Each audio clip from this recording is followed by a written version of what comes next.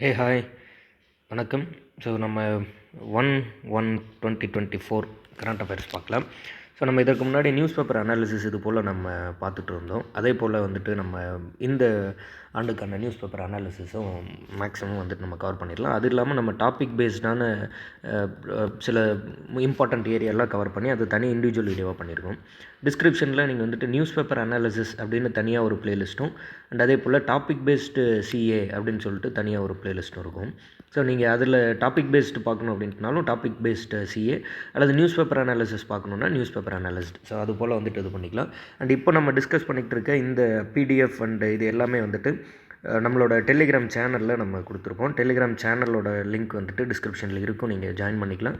இல்லைன்னா டெலிகிராமில் போய்ட்டு ஜிகே ஷங்கர் லேர்னிங் இன்ஸ்டியூட் அப்படின்னு சொல்லி டைப் பண்ணிங்க அப்படின்ட்டுனா நீங்கள் நம்மளோட டெலிகிராம் சேனலில் ஜாயின் பண்ணிக்கலாம். அதில் இந்த நியூஸ் பேப்பர் கட் எல்லாமே அவைலபிளாக இருக்கும், நீங்கள் அதிலேருந்து எடுத்து யூஸ் பண்ணிக்கலாம். ஸோ இன்றைக்கான கரண்ட் அஃபேர்ஸ்குள்ளே நம்ம போகலாம். இது வந்துட்டு இந்த நியூஸ் பேப்பர் கட் நம்ம எக்ஸ்பிளைன் பண்ணி பேசியிருக்க வீடியோ தான் இது. அண்ட் ஸோ தன்னம்பிக்கை நிறைந்த இந்தியா அப்படின்னு சொல்லிட்டு நியூஸ் சேனல்ஸ்க்கு நியூ இயர்க்கான வாழ்த்து தெரிவித்து பிரதமர் மோடி அவர்கள் வந்து பேசியிருந்தார். அதில் 108வது மனதின் குரல் மன் கி பாத் அப்படின்னு அழைக்கப்பட்ட 108வது மனதின் குரல் நிகழ்ச்சியில் அவர் வந்து பேசியிருந்தார்.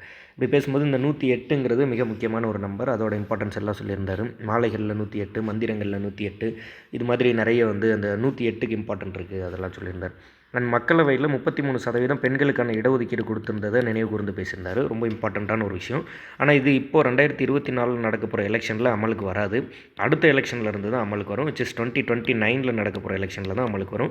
33% பெண்களுக்கான இடஒதுக்கீடு அப்படின்னா ரொம்ப சிம்பிளாக நம்ம புரிஞ்சுக்கலாம். தமிழ்நாட்டில் 234 எம்எல்ஏ இருக்காங்க அப்படின்னா இந்த 234ல் 33% இனிமேல் பெண்கள் தான் இருக்க போகிறாங்க ஸ்டார்டிங் ஃப்ரம் 2029 உலக அளவில் 5வது பெரிய பொருளாதாரமாக இந்தியா உருவெடுத்துள்ளது. இது ரொம்ப தெளிவாக ஞாபகம் வச்சுக்கணும். இந்தியா வந்துட்டு 5th லார்ஜஸ்ட் எக்கானமி இந்த வேர்ல்டு. அதே போல் G20 மாநாடு நடந்தது. சந்திராயன் 3 வந்து வெற்றிகரமாக நம்ம சக்ஸஸ்ஃபுல்லாக இது பண்ணோம். அண்ட் அதே போல் நாட்டு பாடல், அதே போல் த எலஃபண்ட் விஸ்பர்ஸ் இதுக்கு வந்துட்டு ஆஸ்கர் விருது கிடைச்சதை பற்றி பேசியிருந்தார். அண்ட் 107 பதக்கங்களோட ஆசிய விளையாட்டுப் போட்டிகளில் இந்தியா மிகப்பெரிய ஒரு டாமினன்ஸ் கொடுத்துருந்தது. அண்ட் கிரிக்கெட்டில் வந்துட்டு செமிஃபைனல்ஸ் வரைக்கும் வந்திருந்தோம், அதை நினைவு கூர்ந்து பேசியிருந்தார். 19 வயதுக்கு உட்பட்டவர்களுக்கான T20 உலகக்கோப்பையில் நமது மகளிர் கிரிக்கெட் அணியின் வெற்றி உத்வேகம். ஸோ 19 இயர்ஸ் அண்டர் 19 அதற்கு வந்துட்டு அந்த வெற்றியை பற்றி பேசியிருந்தார். புத்தாக்க குறியீடு அப்படின்ட்டுனா குளோபல் இன்னோவேஷன் இண்டெக்ஸ் அப்படின்னு சொல்லுவோம். குளோபல் இன்னோவேஷன் இண்டெக்ஸ் GIIன்ட்டு. இந்த GIIயில் 81வது இடத்துல இருந்த இந்தியா 40வது இடத்துக்கு முன்னேறி இருக்குது அப்படிங்கிறத மேற்கோள் காட்டி பேசியிருந்தார். Important fact. இந்தியாவின் முயற்சியால் சர்வதேச சிறுதானிய ஆண்டாக 2023 அறிவிக்கப்பட்டது. இந்த 2023 சர்வதேச சிறுதானிய ஆண்டு. Most important fact. இது எதையுமே நம்ம வந்துட்டு மிஸ் பண்ணக்கூடாது. அவ்வளோ இம்பார்ட்டண்ட்டான நிறைய விஷயத்தை பற்றி இதுக்குள்ளே அந்த கரண்ட் அஃபேர்ஸாக ஒரு ரீகால் பண்ணி பேசியிருந்தாங்க. திரும்ப கூட அதை வந்துட்டு ஒரு முறை என்னங்கிறத லிஸ்ட் அவுட் பண்ணி ஞாபகம் வச்சுக்கணும். ராணி வேலுநாச்சியாரோட புகழ் பற்றி ஒரு முறை பேசியிருந்தார். அதாவது இந்த இதுலேயே அதை பற்றி பேசுகிறாரு. ஜனவரி 3 அவங்களுக்கு பிறந்த நாள். இன்றைக்கி மேபி நீங்கள் இந்த வீடியோ ரிலீஸ் ஆகிற அன்றைக்கி ஜனவரி 2 பிரதமர் மோடி வந்து தமிழ்நாடு வந்திருப்பார் இல்லையா? ஸோ அது ரிலேட்டடாக கேள்விப்பட்டிருந்திருப்பீங்க. ஜனவரி 3 வந்துட்டு ராணி வேலுநாச்சியாரோட பிறந்த நாள். ஸோ இந்தியாவில் தன்னோட கணவரின் இறப்புக்காக ஒரு பெண் வந்து பிரிட்டிஷை எதிர்த்து வெற்றி பெற்ற வரலாறு, மிக முக்கியமான ஒரு வரலாறு, அதெல்லாம் பேசியிருந்தார். அண்ட் அதே ஜனவரி 3 சாவித்ரிபாய் புலே அவங்களுக்கும் பிறந்தநாள். ஸோ பெண்கள் மற்றும் தாழ்த்தப்பட்டவர்களின் கல்விக்காக ஓங்கி குரல் கொடுத்தவர் சாவித்ரிபாய் புலே. ஸோ அவங்களே நினைவு கூர்ந்து பேசியிருந்தார். 2 மிக முக்கியமான ஆளுமைகள், 2 மிக முக்கியமான பெண்களை நினைவு கூர்ந்து பேசுகிறாரு. அவங்களோட பிறந்தநாள் ஜனவரி 3 ரொம்ப இம்பார்ட்டண்ட்டான ஃபேக்ட். காசி தமிழ் சங்கத்தில் அவர் வந்து ஹிந்தியில் பேசும்போது, காசி தமிழ் சங்கம் 2.0 அப்படிங்கிற நிகழ்ச்சியில் அவர் ஹிந்தியில் பேசும்போது பாஷினி அப்படிங்கிற ஒரு ஆப்பை பயன்படுத்தி லைவாக வந்துட்டு AI மூலமாக டிரான்ஸ்லேட் பண்ணி தமிழ் அண்ட் அதர் லாங்குவேஜஸில் கேட்க வச்சாங்க. அதில் மிக குறிப்பாக தமிழில் கேட்க வச்சாங்க. அப்போது லைவாக ஒருத்தர் வேறு ஒரு மொழியில் பேசும்போது அதை நம்ம வந்து நம்மளோட தாய்மொழியில் கேட்டுக்கிற மாதிரியான ஒரு ஆப் ஒன்று இன்ட்ரடியூஸ் பண்ணி பேசியிருந்தார். இது பரவலாக பயன்படுத்தப்படும். அப்படி பயன்படுத்தப்படும் போது பெரிய மாற்றங்கள் உருவாகும் அப்படின்னு சொல்லியிருந்தாங்க. இந்த AI வந்து இந்த லாங்குவேஜ் பேரியரை ரொம்ப சாதாரணமாக உடைக்கும் அப்படின்னு எதிர்பார்க்கப்படுது. ஏன்னா லைவ் டிரான்ஸ்லேஷன் வந்துட்டு கொடுக்கறதுக்கான வாய்ப்புகள் AIயில் ரொம்ப அதிகம். அதுபோல் இந்தியா லைவ் டிரான்ஸ்லேஷன் பண்ணுறதுக்கான ஒரு ஆப் ஒன்று க்ரியேட் பண்ணியிருக்காங்க, இட் இஸ் பாஷினி. அண்ட் இது ஒரு பேசியிருந்ததில் ரொம்ப முக்கியமான ஃபேக்ட்ஸ் இதெல்லாம். இது இன்னொரு முறை கூட ரிவிஷன் பண்ணி தெளிவாக ஞாபகம் வச்சுக்கணும். 33% பெண்களுக்கான இடஒதுக்கீடு 2029 தான் அமலுக்கு வரும். அண்ட் அதே போல் உலக அளவில் 5வது பெரிய பொருளாதார நாடு, G20 மாநாடு, சந்திராயன்-3 வெற்றி, நாட்டு தி எலஃபண்ட் விஸ்பர்ஸ்க்கான ஆஸ்கர் விருது, ஆசிய போட்டிகளில் 107 தங்கம், அதே போல் கிரிக்கெட்டில் வந்து செமிஃபைனல் வரைக்கும் வந்தது, 19 வயதிற்குட்பட்ட T20 உலகக்கோப்பையில் மகளிர் கிரிக்கெட் அணியின் வெற்றி, அதே போல் புத்தாக்க குறியீடு GII குளோபல் இன்னோவேஷன் இண்டெக்ஸ் அதில் வந்து 81வது இடத்துலேருந்து 41வது இடத்துக்கு வந்தது. இந்தியாவின் முயற்சியால் 2023 சர்வதேச சிறுதானிய ஆண்டு அறிவித்தது. சாவித்ரிபாய் புலே மற்றும் ராணி வேலுநாச்சியார் அவங்களுக்கு வந்து ஜனவரி 3 பிறந்த நாள், அவங்களோட நினைவு. அண்ட் அதே போல் வந்து காசி தமிழ் சங்கத்தில் பாஷினி அப்படிங்கிற ஆப்பை பயன்படுத்தி லைவாக அவர் ஹிந்தியில் பேச நம்ம வந்து தமிழில் கேட்டது.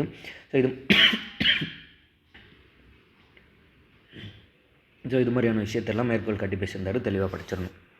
அண்ட் அதே போல் இன்றைக்கான ஹெட்லைன்ஸ்லேயே எக்ஸ்போசாட் அப்படிங்கிற ஒரு சேட்டலைட் பற்றி பேசியிருந்தாங்க. இது வந்துட்டு நம்ம PSLV C58 லான்ச் பண்ணுறோம். இதை பற்றி ஃபர்தராக நம்ம பாசிபிள்னா டாபிக் பேஸ்டு வீடியோ அனாலிசிஸில் தனியாக ஒரு முறை இதை நம்ம எக்ஸ்பிளைன் பண்ணிடலாம்.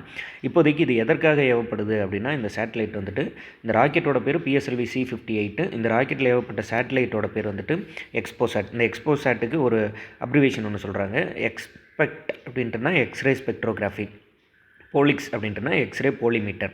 இந்த 2 சாதனங்கள் இதில் பொருத்தப்பட்டுள்ளது. அதனால் இதற்கு நம்ம என்னென்னு பேர் வைக்கிறோம்னா எக்ஸ்போசாட் அப்படிங்கிற பேர் வைக்கிறோம்.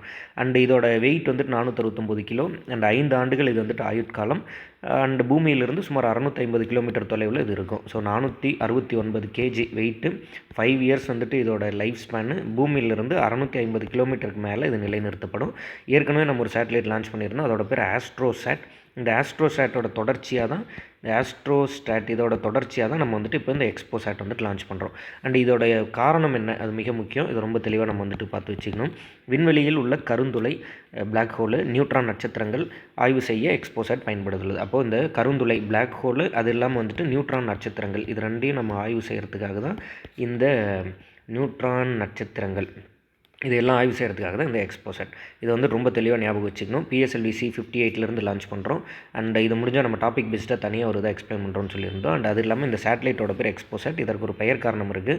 அது என்ன எக்ஸ்பெக்ட் அப்படின்ட்டுனா எக்ஸ்ரே ஸ்பெக்ட்ரோகிராஃபி, போலிக்ஸ் அப்படிங்கிறது எக்ஸ்ரே போலிமீட்டர், போலாரிமீட்டர், நான் தப்பாக சொல்கிறேன், எக்ஸ்ரே போலரிமீட்டர். அந்த போலரிமீட்டர் ஆகிய 2 சாதனங்கள் இதில் பொருத்தப்பட்டுள்ளது. அதனால் இதற்கு எக்ஸ்போசாட் அப்படின்னு பேர் வைக்கிறோம். அண்ட் இதோட இந்த எக்ஸ்ரே என்ன பண்ணும் அப்படின்ட்டுனா பிளாக் ஹோலை கண்டுபிடிக்கிறதுக்கான சில ஆக்டிவிட்டீஸில் இன்வால்வ் ஆகும். நியூட்ரான் நட்சத்திரங்களை கண்டுபிடிக்கும். அண்ட் கருந்துளை வாயுக்களின் திரள், நெபுலா அப்படின்னு சொல்லப்படுற பல்வேறு அம்சங்களை ஆராயும். இதை பற்றி எல்லாம் ஆராய்ச்சி பண்ணுறதுக்காக நம்ம இதை அனுப்பி வச்சுருக்கோம். ஸோ தெளிவாக ஞாபகம் வச்சுக்கணும். அண்ட் இது ரொம்ப இம்பார்ட்டண்ட்டான கரண்ட் அஃபேர்ஸ். காகித புலிகளாய் உறங்கும் ஊராட்சிகள்னு சொல்லிட்டு ஒரு நடுப்பக்க ஆர்டிக்கல் இல்லையா. ஸோ அதில் வந்துட்டு ரொம்ப இம்பார்ட்டண்ட்டான நிறைய ஃபேக்டர்ஸ் பற்றி பேசியிருந்தாங்க. ஸோ அதை பற்றி பார்த்துடலாம். பேராசிரியர் திரு ராஜகோபாலன் அவர்கள் வந்து பேசியிருந்தார். ஸோ இதில் மகாத்மா காந்தி அவர்கள் வந்து இந்தியா வந்துட்டு கிராமங்களில் வாழ்கிறது, நம்ம சில ஸ்டேட்மெண்ட்டாக கேள்விப்பட்டிருப்போம், இந்தியாவின் முதுகெலும்பு கிராமங்களில் உள்ளது, அந்த மாதிரிலாம். ஸோ அதை பற்றி மேற்கோள் காட்டியிருந்தார். இதில் ரொம்ப இம்பார்ட்டண்ட்டாக இவர் இந்த பஞ்சாயத்து ராஜ் அமைப்பு முறை உருவாகிறதுக்கு முன்னாடி இருந்த சில வரலாற்று சான்றுகள் எல்லாத்தையும் மேற்கோள் காட்டியிருந்தார். இதை விருப்பம் இருந்தால் நீங்கள் வந்துட்டு இது வந்துட்டு நோட்ஸாக எடுத்து வச்சுக்கலாம். நம்ம பஞ்சாயத்து ராஜ்னு சொல்லிட்டு ஒரு ஏரியா படிப்போம். பார்ட் 9 ஆர்டிகல் 243 243O, அதுக்கப்புறம் 243P 243ZG முனிசிபாலிட்டி, அதுபோல் கோஆப்ரேட்டிவ் சொசைட்டின்னு சொல்லிட்டு படிப்போம். அண்ட் இந்த area prelims point of view சிலபஸ்லேயே ரொம்ப ரொம்ப இம்பார்ட்டன்ட். அதில் இங்கே கொடுத்துருக்க கண்டென்ட் மோஸ்ட் இம்பார்ட்டன்ட். விருப்பம் இருந்தால் நீங்கள் இதை வந்துட்டு நோட்ஸாக எடுத்து வச்சுக்கலாம், உங்கள் நோட்ஸோட ஆட் பண்ணிக்கலாம். அவ்வளோ இம்பார்ட்டண்ட்டான ஃபேக்ட் இதுக்குள்ளே நிறைய இருக்குது. எக்ஸாம் பாயிண்ட் ஆஃப் வியூவில் ரொம்ப இம்பார்ட்டன்ட். ஸோ இப்போது கிறிஸ்து பிறப்பதற்கு முன்பே கிராம நகர குடியரசுகள் கிரேக்க நாடுகளில் இருந்தது. அப்போ கிறிஸ்து பிறந்ததற்கு முன்பு அப்படின்னா அந்த கால வரையறை தெளிவாக தெரியணும். இன்றைக்கி 2024, இங்கே 2024 2024 வருஷத்துக்கு முன்னாடி 0. அதற்கு முன்னாடி இருக்கக்கூடிய ஆண்டுகள்லாம் பிஃபோர் கிறிஸ்ட் அப்படின்னு குறித்தோம். அதாவது கிறிஸ்துக்கு முன், இது வந்து கிறிஸ்துக்கு பின், இது கிறிஸ்துக்கு முன். மதத்தின் பேரால் குறிக்க வேண்டாம்னு சொல்லி இப்போ பிஃபோர் காமன் எரான்னு குறிக்கிறோம். இது காமன் எரா, 0ங்கிறது நம்ம காமன் எரான்னு எடுத்துகிட்டா பொது ஆண்டுக்கு முன், பொது ஆண்டுக்கு பின். ஸோ அப்போ பொது ஆண்டுக்கு முன்னாடியே நமக்கு வந்து இந்த கிராம நகர குடியரசுகள் இருந்ததற்கான சான்று சொல்லப்படுது. பிளாட்டோ தமது சிட்டி ஸ்டேட்ஸ் அப்படிங்கிற நூலில் வந்து அதை பற்றி குறிப்பிடுறாரு அப்படின்னு சொல்கிறாங்க. அண்ட் அதே போல் சாணக்கியர் தன்னோட புத்தகமான அர்த்த சாஸ்திரம் அதில் குறிப்பிடுறாரு. வால்மீகி அவர்கள் எழுதின ராமாயணத்தில் ஞான் பாத்தா அப்படிங்கிற ஒரு தொடர் இருக்குது. அது வந்துட்டு கிராம ஆட்சி அயோத்தியில் இருந்தது குறிப்பிடுது. சிலப்பதிகாரத்தில் ஒரு வரி வருது, 50 குழுவும் 80,000 அரசகுமாரரும் பரதகுமரரும் என்னும் செய்யுள் அடிப்புகார் நகரத்தில் கிராம சபை இருந்ததை பற்றி குறிப்பிடுகிறது. சிலப்பதிகாரம், ராமாயணம், அதே போல் வந்துட்டு சாணக்கியர் எழுதின அர்த்த சாஸ்திரம், இங்கே வந்துட்டு கிரேக்கத்தில் பிளாட்டோ எழுதின சிட்டி ஸ்டேட்ஸ், இந்த புத்தகங்கள் எல்லாம் இதுக்கு முன்னாடி கிராம சுயாட்சி இருந்ததை பற்றி குறிக்கிறது. பாண்டியர், சோழ, பல்லவர்கள் ஆட்சி காலத்தில் கிராம சபை இருந்ததுக்கான ஆதாரம் கல்வெட்டு கிடைக்குது.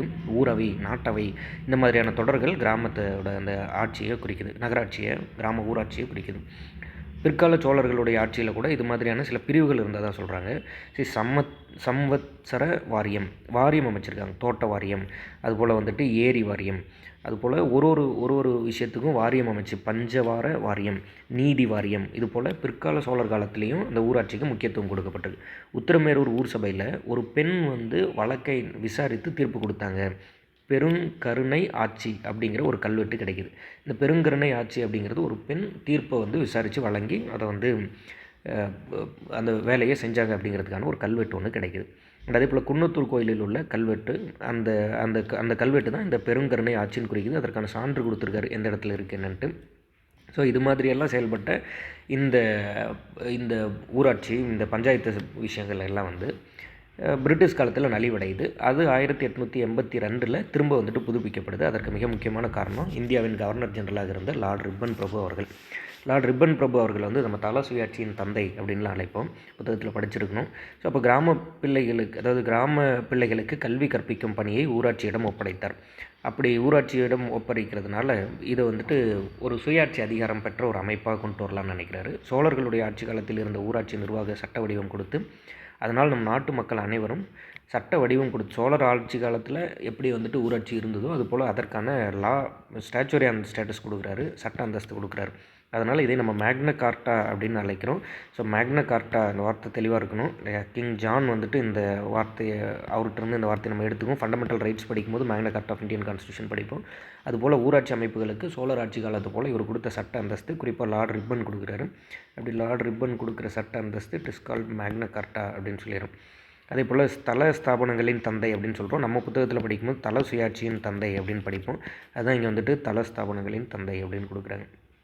அண்ட் இதை தொடர்ந்து வேறு சில இம்பார்ட்டன்ட் ஃபேக்ட்ஸ் சொல்லியிருந்தாங்க.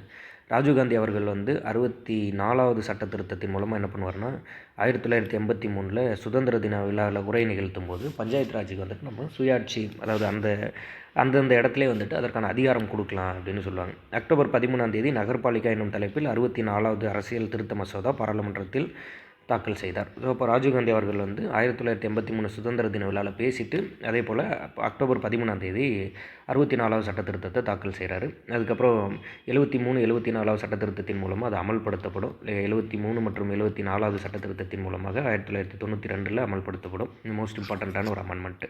1994 ஏப்ரல் 22 தமிழ்நாடு பஞ்சாயத்து சட்டம் அமலுக்கு வந்தது. ரொம்ப ரொம்ப இம்பார்ட்டன்ட் பாயிண்ட்டு இல்லையா? குறைஞ்சபட்சம் வருஷத்தை படித்து வச்சுருங்க. 1994, அது இல்லைன்னா ஏப்ரல் 22 அதையும் படிச்சிடணும். 1994 ஏப்ரல் 22 இது அமலுக்கு வருது அப்படிங்கிறத தெளிவுபடுத்திக்கணும். அன்னைக்கு அமலுக்கு வரும்போது 12,524 கிராம பஞ்சாயத்துகள், 385 பேரூராட்சி, ஊராட்சி ஒன்றியம் தப்பா சொல்கிறேன், 385 ஊராட்சி ஒன்றியம்னா பஞ்சாயத்து யூனியன். அதே போல் 30 மாவட்ட பஞ்சாயத்து, டிஸ்ட்ரிக்ட் பஞ்சாயத்து இருந்தது. ஸோ அப்போ வரும்போது இங்கே பஞ்சாயத்து யூனியன் 385, 12,524 மாவட்டங்கள், இதெல்லாம் வச்சு இந்த இது கிரியேட் ஆகுது 1994. அதன் பிறகு கட்சியற்ற பஞ்சாயத்து ராஜ் தேர்தல்கள் மக்களாட்சிக்கு வழிவகுக்கும். இதன் மூலம் கிராமங்கள் பெரும்பான்மை சிறுபான்மை ஆதிக்கத்தை நீக்க முடியும் அப்படின்னு அமரர் கர்மயோகி ஜெயபிரகாஷ் நாராயணன் அவர்கள் சொல்கிறாரு. கட்சியற்ற ஒரு இதை நம்ம உருவாக்கணும் அப்படின்னு முடிவு பண்ணுறாங்க. அண்ட் அதுபோல் 1967 தமிழகத்தின் முதல்வராக அறிஞர் அண்ணா வந்த உடனே அவருமே என்ன சொல்கிறார் அப்படின்னா, உள்ளாட்சி தேர்தல்களில் அரசியல் வேண்டாம் அப்படின்னு தான் சொல்கிறாங்க. அரசமைப்பு 243வது விதிப்படி 1/3 பங்கு மகளிருக்கு, அது இல்லாமல் பட்டியல் மற்றும் பழங்குடியினருக்கான விகிதாச்சாரப்படியான இடஒதுக்கீடு, இது எல்லாத்தையுமே நம்ம கொடுக்குறோம். இதுக்குள்ளே இன்னொன்று கொஞ்சம் நம்ம எலாபரேட்டாக படிக்கணும். இந்த ஏரியா நம்ம ரொம்பவே அதிகமாக சப்ஜெக்டில் படிப்போம். ஸோ ஆர்டிகல் 243 என்ன சொல்லுது, 243 243 ABCDன்னு சொல்லிட்டு ஒரு ஆர்டிகலாக எந்த இடத்துல ரிசர்வேஷன், எந்த இடத்துல நிதி ஒதுக்கீடு பற்றி கொடுக்குறாங்கன்னு இவர் இதோட வரலாறு ரொம்ப தெளிவாக பேசியிருந்தார். நம்ம அரசியலமைப்பு பாலிட்டி நம்ம சப்ஜெக்டாக இதுக்குள்ளே ஆட் பண்ணி, ஸோ ஒரு நீட்டான ஒரு நோட்ஸை இதுக்குள்ளே ஃபைனல் பண்ணி வச்சுக்கோங்க. அண்ட் இந்த இடத்துல அதாவது கம்யூனிட்டி டெவலப்மெண்ட் ப்ரோக்ராம் அப்படின்னு சொல்லுவோம். இந்த கம்யூனிட்டி டெவலப்மெண்ட் ப்ரோக்ராம் பற்றி ஆராய்ச்சி பண்ணுறதுக்காக 1957 பல்வந்த் ராய் மேத்தா தலைமையில் ஒரு குழு அமைப்பாங்க. அப்படி பல்வந்த் ராய் மேத்தா தலைமையில் அமைக்கப்பட்ட குழு வந்து பஞ்சாயத்து ராஜோட இம்பார்ட்டன்ஸ் பற்றி ஒரு அறிக்கை வந்து சப்மிட் பண்ணுவாங்க. ஸோ அதுவும் ரொம்ப இம்பார்ட்டன்ட், அதை பற்றியும் பேசியிருக்காரு. நம்ம committees of the panchayat Raj அப்படின்னு சொல்லி படிப்பீங்க. பஞ்சாயத்து ராஜ் இன்ஸ்டிடியூஷன்ஸ் உருவாகிறதுக்கு எந்தெந்த கமிட்டியெல்லாம் காரணமாக இருந்தாங்க அப்படின்னு படிப்போம். அதை பற்றி படிக்கும்போது அதில் படிச்சிடலாம். அதில் ஃபஸ்ட்டு பல்வந்த் ராய் மேத்தா அவர்களோட கமிட்டி மேபி ஸ்கூல் புக்கில் 1956ன்னு கொடுத்துருக்கலாம். அவங்க வந்துட்டு ரிப்போர்ட் சப்மிட் பண்ணது, அந்த கமிட்டி அமைச்சது, இந்த 2 டேட்டா வச்சு இயர் மாறி மாறி வரும். லைக் அந்த கமிட்டியை உருவாக்குனது, அந்த கமிட்டி ரிப்போர்ட் சப்மிட் பண்ணது, அது மாதிரி வந்துட்டு 2 டேட்டா கொடுப்பாங்க. ஸோ இதெல்லாம் வந்துட்டு நம்ம சப்ஜெக்ட்குள்ளே படிக்கக்கூடிய ஏரியா. இது இன்னும் ரொம்ப எலாபரேட்டாகவே படிப்போம். பட் இந்த ஹிஸ்டாரிக்கல் டேட்டா தான் நம்ம நோட்ஸை எடுத்து வச்சுக்க வேண்டியது. அதாவது குறிப்பாக கிறிஸ்து, அதே போல் வந்து சாணக்கியர் சொன்னது, ராமாயணத்தில் சொல்லியிருந்தது, சிலப்பதிகாரம், அதே போல் வந்துட்டு பாண்டியர், பல்லவர்களோட கல்வெட்டு, பிற்கால சோழர்கள் வந்துட்டு அதை எப்படி பிரிச்சிருந்தாங்க, இந்த ஏரியாலாம் நம்ம வந்துட்டு ஒரு மாதிரி இது பண்ணிக்கணும். அதுலேயும் மிக குறிப்பாக இந்த பெருங்கருணை ஆட்சி, இந்த ஏரியாவும் நீங்கள் வந்துட்டு முடிஞ்ச அளவுக்கு அதை பர்ஃபெக்டாக நோட்ஸை ஆட் பண்ணிக்கிறது மோஸ்ட் இம்பார்ட்டண்ட்டாக இருக்கும். அதுக்கப்புறம் புத்தாண்டின் புது நம்பிக்கை. வெளிநாட்டில் இந்தியாவுக்கு நிறைய வேலைவாய்ப்பு கிடைக்குது, அதை வந்து இந்தியா நல்லா பயன்படுத்திக்குது. வெளிநாட்டிலேருந்து பணம் இங்கே இந்தியாவுக்கு வரதில்லை, உலக வங்கி கணக்கிடுறதில்ல, ஆசியாவுக்கு வரதில்லை, இந்தியா அதிகமான அளவு பணத்தை ரிசீவ் பண்ணுது. அவ்வளோதான் இதுக்குள்ளே இருந்த டேட்டா. அண்ட் இதை பொறுத்த வரைக்கும் தெரிந்த இனத்தோடு தேர்ந்தெண்ணி செய்வாருக்கு அரும்பொருள் யாதொன்று எல். ஆராய்ந்து சேர்ந்த இனத்துடன் செயலை பற்றி நன்றாக சேர்ந்து தாமும் எண்ணி பார்த்து செய்கின்றவருக்கு அரிய பொருள் என்று ஒன்றும் இல்லை. ஒரு விஷயத்தை செய்ய தெரிஞ்ச ஒருத்தர் இருப்பான், அவங்களோட சேர்ந்து அந்த பொருளை பற்றி தானும் தெரிஞ்சுக்கிட்டு அந்த விஷயத்தை செஞ்சு முடித்தா there is no limitation. அதை பற்றி பேசியிருக்காரு.